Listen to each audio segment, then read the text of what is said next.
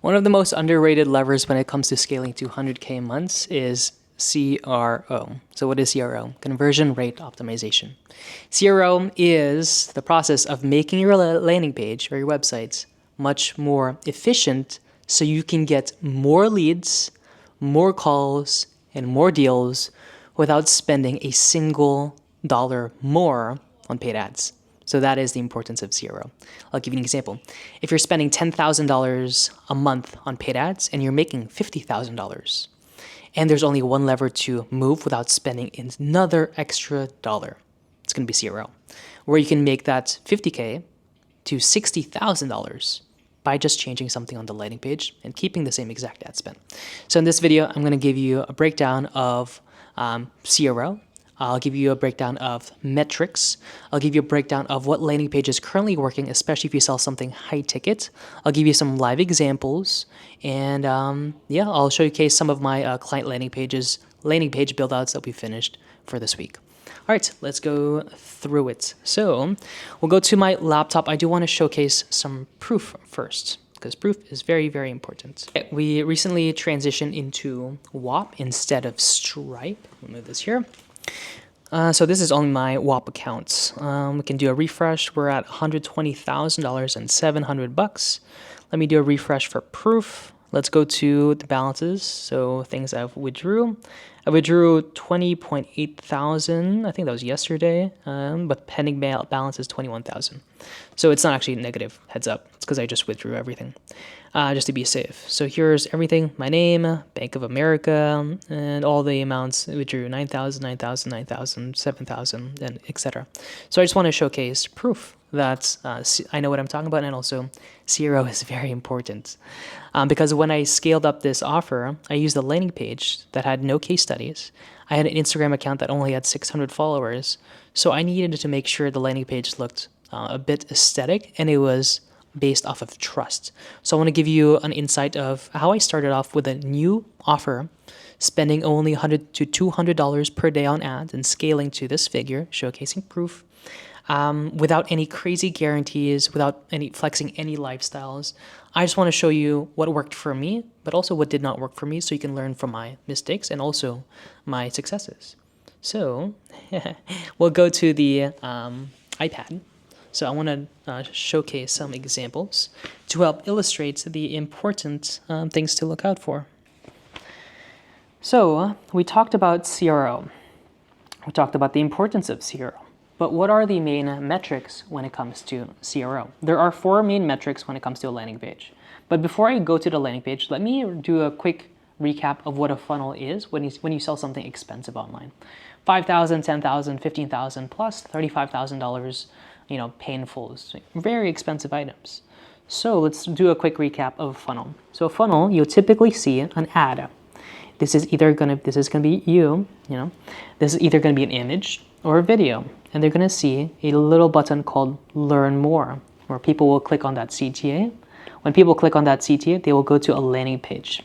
Landing page will have a bit of text. It'll have your VSL, right? This will give you information. The VSL will give you basically your sales pitch, what you offer, and why people should even trust you and listen to you. And there's gonna be a button, right? Book in a call. Or in some cases, you fill an application where it has questions and people answer them. Then you go to a call, right? Right, they'll call you. This is a phone, not a good jar. So people will call, you will set up a call, like a Google Meet or a Zoom chat with our prospect.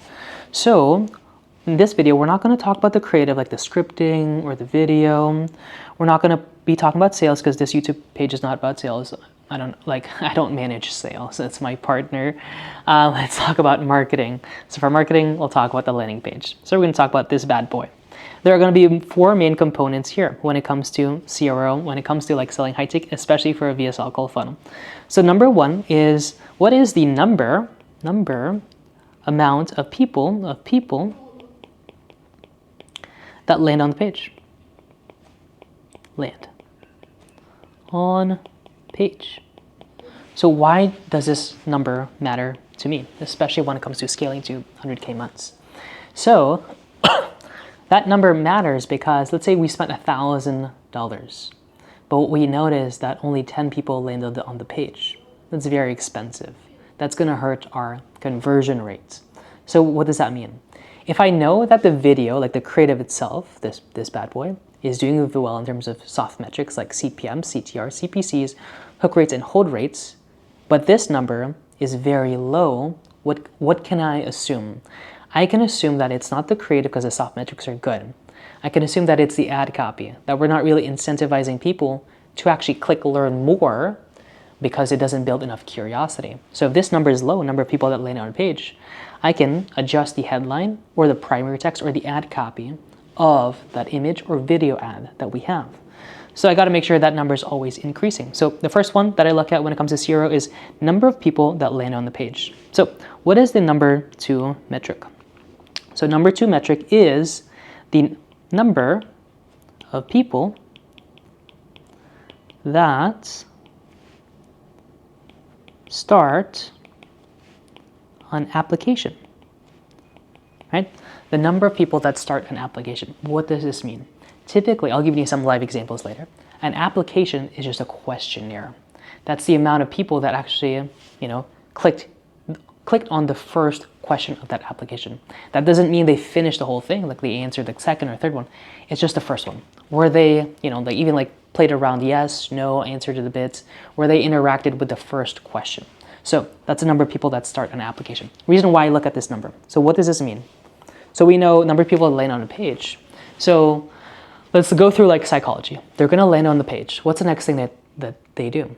They're going to read the actual text of the VSL. Maybe they're going to click on play now of the VSL. Then what do they do next? They're going to go through the questionnaire.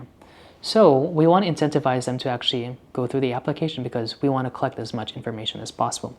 So look at that number. So the number of people that start an application. If that number is very, very low, I know there's a problem either on the text of the VSL or the question itself. So that's how I resolve any bottlenecks. If I notice that number is low, this is how I fix it. I either change the first question to make sure it always future paces what that ICP wants towards the end.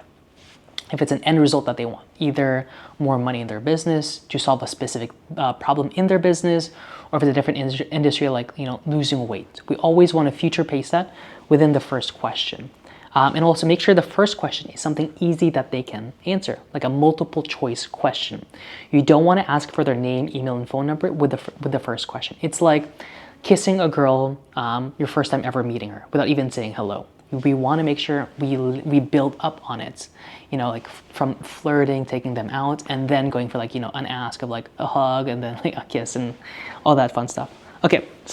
I digress. Okay, so that's the second metric. Now let's talk about the third metric. Fuck, I'm so lame just laughing at myself. Okay, third metric. So the number of people that complete an application. So number of people that complete or finish an application. Right? So I want to make sure this number is always increasing. So why do I care? So let's say there's 10 questions there. People answer the first question, and then there's a drop off that there's just 0.001% that they actually finished the actual type form. Why is that important to know? I know that because if there's a huge drop off, that's going to impact the amount of calls that I get towards the end, right? Because we're getting less applications, less leads, which means less calls. You get less leads, you get less calls. So we want to increase that without increasing the friction too much. So all I got to do, I got to figure out which questions that we can remove so we can get more people to actually finish the application, which will get us more calls. But we don't want to remove everything where there's no friction, because you have to understand the more friction you have on your funnel, the more qualified those people are. However, you always have to understand the balance between the costs that you're paying. How much are you willing to spend for a qualified prospect? That's what you have to understand. That's what you have to take into account. Okay, that's number 3. Number 4 is the percentage of people that submitted an application, say a type form application or a questionnaire, to book in a call. Typically, this ratio you want to have is 50 to 60%. That is usually the sweet spot when it comes to qualified prospects, but also a decent cost per book call. If your percentage is way more than this, it could get very expensive. but it's hyper qualified, but it's too expensive. If your percentage is very, very high, where you get too many calls, your cost per book call is going to be cheaper, but your cost per qualified book call is going to get a bit more expensive. So let me know if that makes sense. Those are the metrics that I look out for, especially when it comes to optimizing CRO for just like a VSL call funnel, or just any call funnels in general. Now let's go through over some live examples. So I do want to talk about some components of a landing page. So let's go back to the laptop. Okay, so now let's go to my landing page. This is the landing page that I started with. Didn't really change it. I didn't change it too much. I built it out on Replit. It took me a few hours. I think Replit was like $25 a month, so I built it out all quite custom for myself. So let's talk about the main components. We're going to talk about the desktop mode, so what people see on their computer versus what people see on their phone.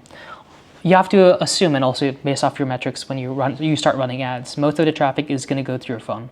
So we will always want to optimize for both, but primarily for the phone. But in this case, we'll look through both.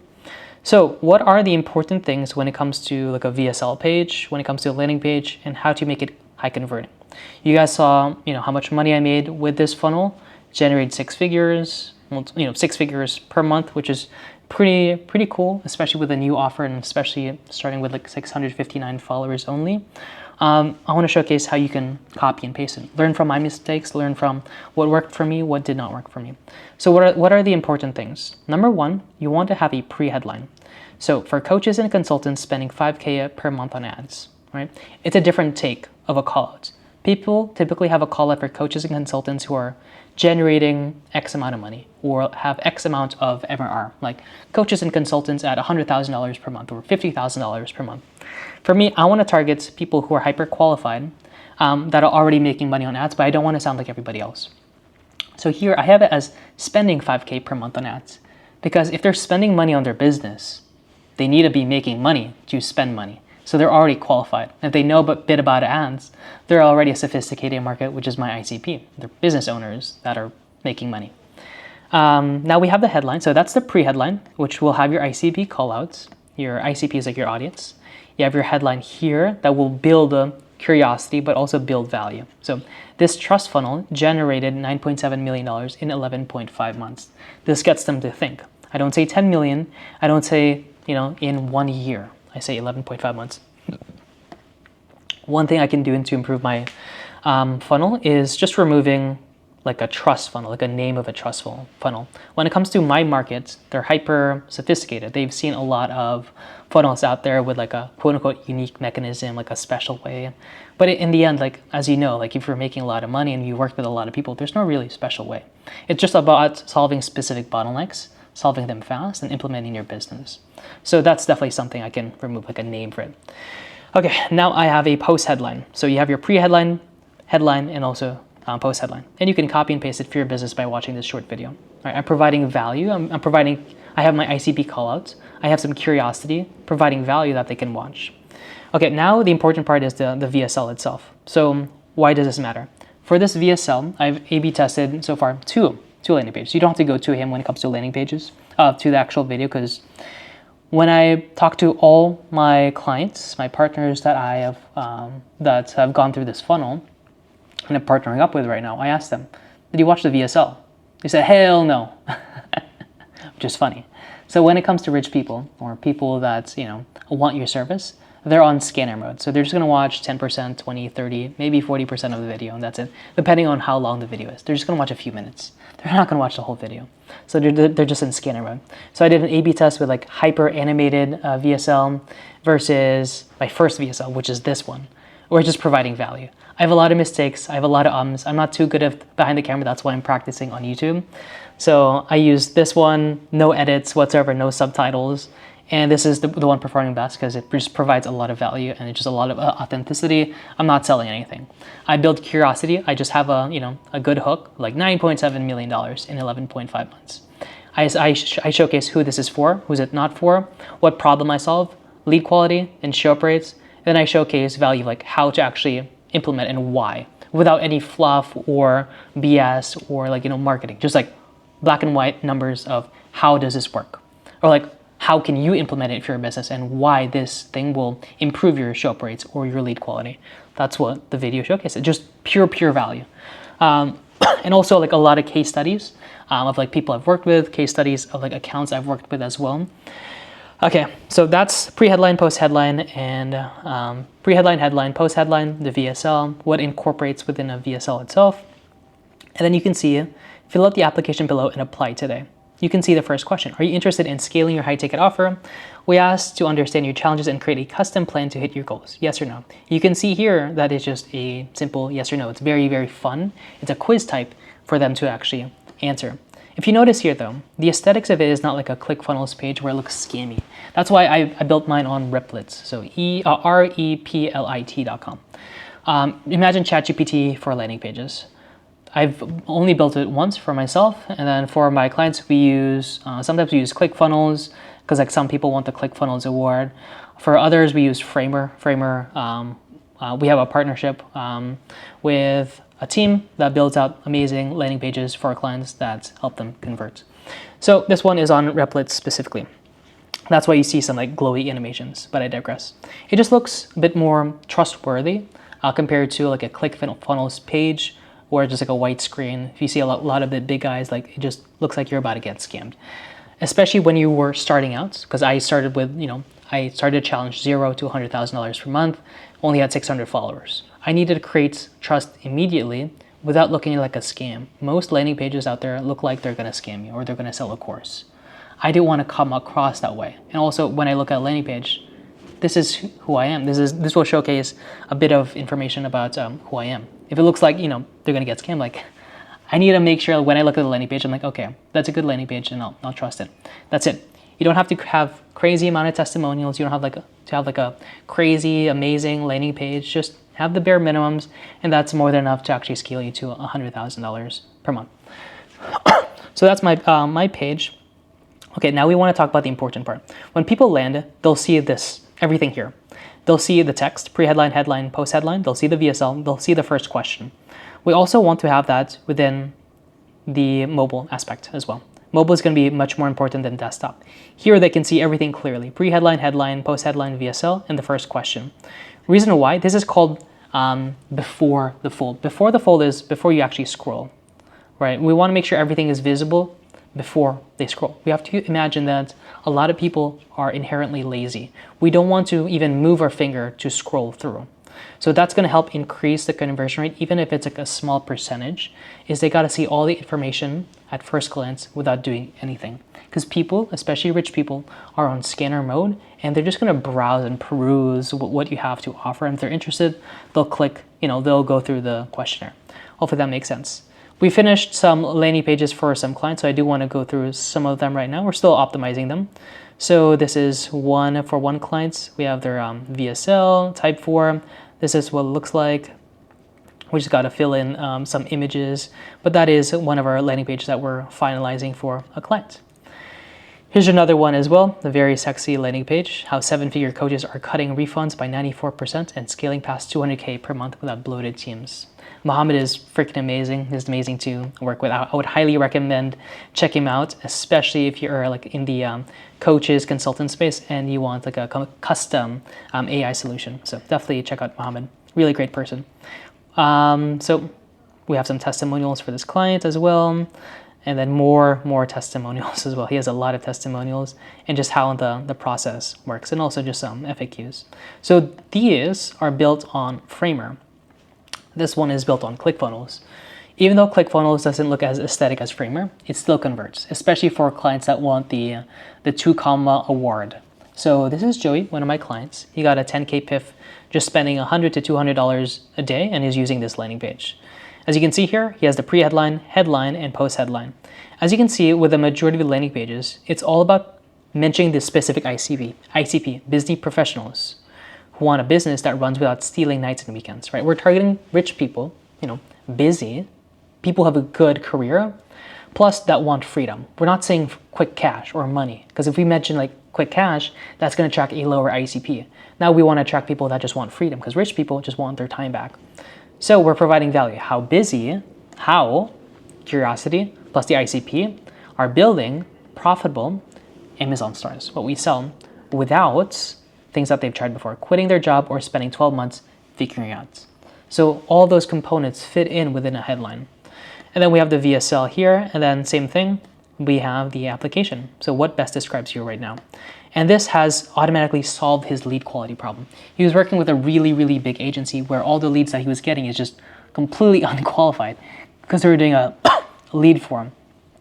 Usually for lead forms or opt-ins, we'll have the lowest amount of quality, especially on the ad account if you're optimizing for leads. You want to optimize for schedule, the end result. That is much more qualified. So if you're struggling with lead quality, try out this typical this funnel type form questionnaire and optimize for the end result, which is schedule.